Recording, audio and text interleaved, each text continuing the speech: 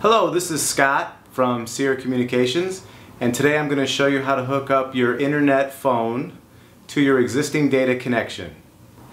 Here are the items you received in your kit. This is your IP telephone. This is the power supply for the telephone. This is what we'll refer to as the Adtran router. Here's the power supply for the Adtran router, comes in this box. Two cables, Cat5 Ethernet cables that we'll talk about here shortly. Instructions, we're going to go over this in the video, and some usage instructions on the phone once you get all this up and going, how you use the phone.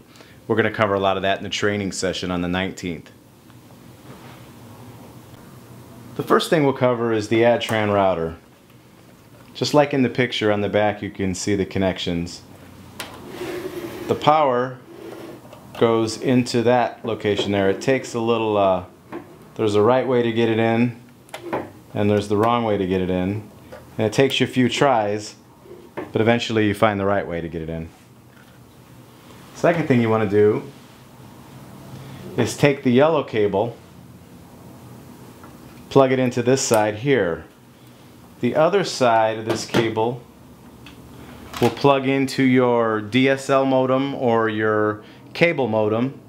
It can even plug into the back of your existing wireless router.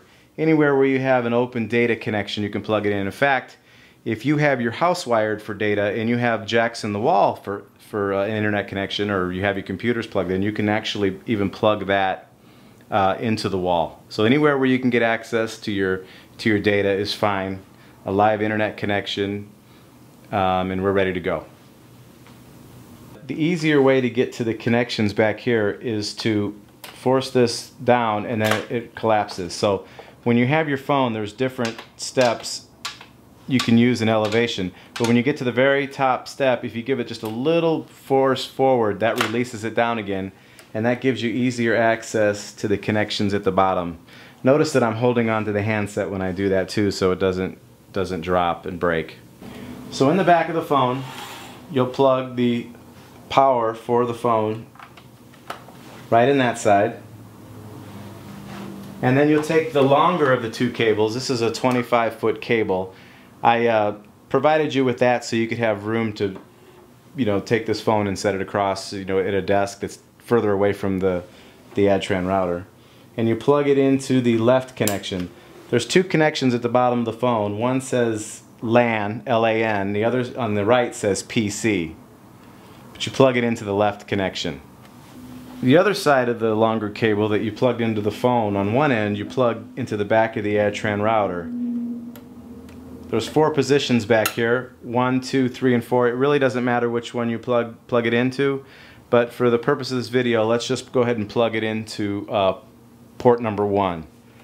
That way, when we plug in the router, we'll be able to see that number 1 lights up on the front end, so we can diagnose any trouble if for some reason it doesn't come up right away. At the bottom of your phone, you've got 2 cables now. You've got the cable that's connecting the phone to the router, and then you've got your power cable.